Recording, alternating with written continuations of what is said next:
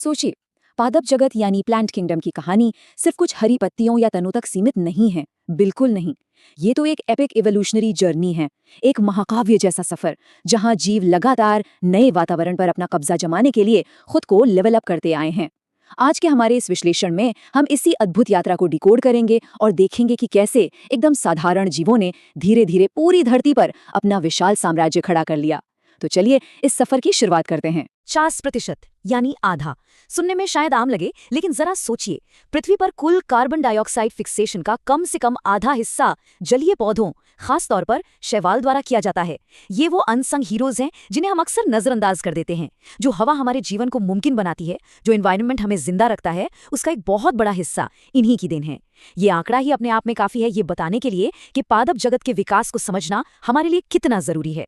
तो आज के हमारे इस विश्लेषण का रोड मैप कुछ ऐसा रहेगा।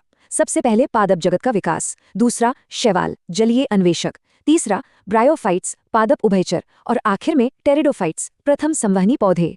चलिए बिना देरी किए शुरुआत करते हैं हमारे पहले पड़ाव से, पादप जगत का विकास। पता है, पौधों का क्लासिफिकेशन यानी वर्गीकरण हमेशा से ऐसा नहीं था जैसा आज है। शुरुआत में वैज्ञानिक पौधों को सिर्फ उनके बाहरी रूप रंग से जज करते थे, जिसे हम आर्टिफिशियल या कृत्रिम प्रणाली कहते हैं। लेकिन भाई, नेचर तो बदलती रहती है ना? पर्यावरण इन बाहरी लक्षणों को आसानी से बदल सकता है। इसलिए फिर आई नेचुरल प्रणाली, जिसमें अंदर और बाहर दोनों तरह की खासियतों को देखा गया। और आज हम फाइलोजेनेटिक या जातिवृत्तीय प्रणाली का इस्तेमाल करते हैं। ये बिल्कुल एक विशाल फैमिली ट्री बनाने जैसा है, जो इस बात पर आधारित है कि जीवों के बीच असली विकासवादी संबंध क्या हैं और उनके पूर्वज कौन थे। अब आप सोचेंगे कि जब पुराने पौधों के जीवाश्म यानी फॉसिल्स नहीं मिलते तो वैज्ञानिक क्या करते हैं? यहीं पर एंट्री होती है हाईटेक साइंस की। आज हमारे पास कंप्यूटर आधारित न्यूमेरिकल टैक्सोनॉमी है, जो बिना किसी पक्षपात के सैकड़ों लक्षणों को एक साथ प्रोसेस कर लेती है। इसके अलावा साइटोटैक्सोनॉमी है, जो सीधे सेल के अंदर घुसकर क्रोमोसोम के नंबर और स्ट्रक्चर को पढ़ती है। और अगर विवाद फिर भी ना सुलझे तो कीमोटैक्सोनॉमी पौधों के रासायनिक घटकों का इस्तेमाल करके सारे डाउट क्लियर कर देती है ना कमाल? अब आते हैं दूसरे अहम हिस्से पर, शैवाल यानी पानी के हमारे पायनियर्स। विकास के इस पूरे गेम में जो सबसे पहला लेवल अप था वो थे शैवाल यानी एल्गी। इनकी वैरायटी देखकर आप सच में हैरान रह जाएंगे। एक तरफ माइक्रोस्कोप से दिखने वाली वॉलवॉक्स जैसी कॉलोनियां हैं जो एकदम सिंपल लगती हैं, तो दूसरी तरफ विशालकाय समुद्री कैल्प्स हैं जो पानी के अंदर 100-100 मीटर तक लंबे हो सकते हैं। सोचिए, ये साधारण सी दिखने वाली संरचनाएं पानी के नीचे इतने घने जंगल बना लेती हैं जो पूरे समुद्री जीवन का एक बहुत बड़ा बेस बन जाते हैं। इस शैवाल जगत को हम मुख्य रूप से 3 अलग-अलग फैक्शंस में बांट सकते हैं, उनके रंग और खाने को स्टोर करने के तरीके के आधार पर। पहला है क्लोरोफाइसी यानी हरे शैवाल, जो अपना खाना स्टार्च के रूप में जमा करते हैं। दूसरा है फियोफाइसी भूरे शैवाल, इनमें एक खास पिगमेंट होता है और ये मैनेटॉल के रूप में अपनी एनर्जी बचा के रखते हैं। और तीसरा रोडोफाइसी या लाल शैवाल, जो गहरे समंदर में पाए जाते हैं और फ्लोरिडियन स्टार्च का इस्तेमाल करते हैं। अब जब बात इनके रिप्रोडक्शन की आती है तो कुछ भारी भरकम बायोलॉजिकल टर्म्स सामने आते हैं, लेकिन चलिए इन्हें एकदम सिंपल कर देते हैं। अगर संलयन करने वाले दोनों युग्मक यानी गेमीट्स साइज में बिल्कुल एक जैसे हों तो उसे कहेंगे आइसोगैमस। अगर वे साइज में अलग अलग हों तो वो है एनिसोगैमस। और ऊगैमस वो खास स्थिति है जहां एक बड़ी और एक ही जगह टिके रहने वाली फीमेल गेमीट का मिलन एक छोटे और मूवेबल मेल गेमीट के साथ होता है। काफी लॉजिकल है ना, राइट? आपको लग रहा होगा कि ये शैवाल सिर्फ किताबों में पढ़ने के लिए हैं, लेकिन असल जिंदगी में ये पूरी दुनिया की इकोनॉमिक पावर हाउस है। ये पूरे जलीय खाद्य चक्र यानी एक्वाटिक फूड चेन का बेस है। भूरे और लाल शैवाल ऐसे केमिकल्स बनाते हैं जैसे एल्गिन और कैरेजीन, जो कमर्शियल तौर पर बहुत काम आते हैं।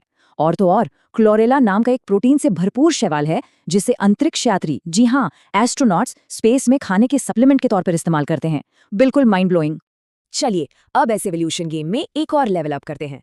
बात करते हैं ब्रायोफाइट्स की, पादप जगत की एम्फीबियंस। इन्हें प्लांट किंगडम का एम्फीबियन या उभयचर क्यों कहते हैं? क्योंकि ये बेचारे एक बहुत बड़ी दुविधा में फंसे हुए हैं। इन्होंने पानी से निकलकर नम मिट्टी में रहना तो सीख लिया है, लेकिन ये पूरी तरह से जमीन को अपना नहीं पाए हैं। क्यों? क्योंकि सेक्सुअल रिप्रोडक्शन के लिए ये आज भी पानी के मोहताज हैं। मेल गैमीट्स को फीमेल एक तक पहुंचने के लिए, तैर कर जाने के लिए पानी की सख्त जरूरत होती है। इसे ही कहते हैं एक असली इवोल्यूशनरी दुविधा। मार्केंशिया, लिवरवर्ट जैसे पौधों को ही ले लीजिए। अपने माहौल के हिसाब से ढलने के लिए इन्होंने रिप्रोडक्शन के लिए बड़ी ही कॉम्प्लेक्स छतरी जैसी संरचनाएं बना ली हैं। मेल ऑर्गन्स के लिए एंथ्रीडियोफोर और फीमेल ऑर्गन्स के लिए आर्किगोनियोफोर। ये साफ दिखाता है कि पौधे जमीन पर सर्वाइव करने के लिए कितनी तेजी से खुद को एडवांस कर रहे थे। ब्रायोफाइट्स का लाइफ साइकिल इस पूरी कहानी का एक बहुत ही यूनिक ट्विस्ट है। यहाँ जो मेन बॉस है यानी मुख्य पौधा जो आपको दिखता है, वो असल में एक हैप्लॉइड गैमीटोफाइट होता है। फर्टिलाइजेशन के बाद जब जाइगोट बनता है तो वो एक स्पोरोफाइट में बदल जाता है। लेकिन दिलचस्प बात यह है कि ये स्पोरोफाइट खुद से कुछ नहीं कर सकता। ये अपने पोषण के लिए पूरी तरह से गैमीटोफाइट पर अटका रहता है, बिल्कुल एक परजीवी या पैरासाइट की तरह। इकोनॉमी के हिसाब से शायद ये इतने खास ना लगें, लेकिन इकोलॉजी के मामले में ब्रायोफाइट्स असली सुपरस्टार हैं। ये वो पहले जीव होते हैं जो बंजर नंगी चट्टानों पर अपना घर बनाते हैं। ये धीरे धीरे चट्टानों को तोड़कर मिट्टी बनाते हैं ताकि भविष्य में वहां बड़े पौधे उग सकें। ये घने मैट बनाकर मिट्टी को बहने से रोकते हैं। और स्फैग्नम जैसे मॉस तो पीट भी देते हैं, जिसे सदियों से ईंधन के रूप में इस्तेमाल किया जा रहा है। देखा जाए तो ये धरती पर बाकी सभी पौधों के लिए जमीन तैयार करते हैं। अब इवोल्यूशन के अगले बड़े जंप को समझने के लिए जरा एक तुलना करते हैं। ब्रायोफाइट्स में सच्ची जड़ें, तने या पत्तियां नहीं होती, लेकिन इनके बाद आए टेरिडोफाइट्स ने अल्टीमेट पावर अप हासिल कर लिया। उन्होंने विकसित किया संवहनीय ऊतक यानी वैस्कुलर टिश्यू, जाइलम और फ्लोएम। सीधे शब्दों में कहें तो पौधों ने अब पानी और खनिजों को नीचे से ऊपर तक पहुंचाने के लिए अपने ही अंदर एक पूरा प्लम्बिंग सिस्टम बना लिया था।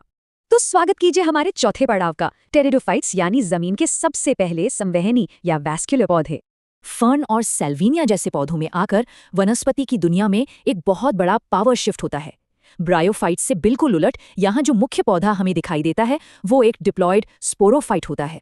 और ये स्पोरोफाइट पूरी तरह से आज़ाद है, इंडिपेंडेंट है, जिसमें सच्ची जड़ें, तने और पत्तियां होती हैं। विकास के इस चरण में स्पोरोफाइट ने पूरी तरह से कमान अपने हाथों में ले ली है। ये पौधों के इतिहास की एक बहुत बड़ी छलांग थी। और सिर्फ इतना ही नहीं, रिप्रोडक्शन के मोर्चे पर भी टेरिडोफाइट्स ने खुद को पूरी तरह अपग्रेड कर लिया था। मुख्य पौधे पर स्पोरेंजिया होते हैं जिनमें स्पोर्स यानी बीजाणु बनते हैं, और ये स्पोरेंजिया हवा में ऐसे ही नहीं लटकते, बल्कि खास पत्तियों जैसी संरचनाओं जिन्हें स्पोरोफिल कहते हैं उनसे ढके और सुरक्षित रहते हैं। सेलेजिनेला जैसे कुछ पौधों में तो ये जुड़कर एकदम कॉम्पैक्ट शंकु या कोन बना लेते हैं। स्पोर्स को सुरक्षित रखने का ये बहुत ही एडवांस तरीका था।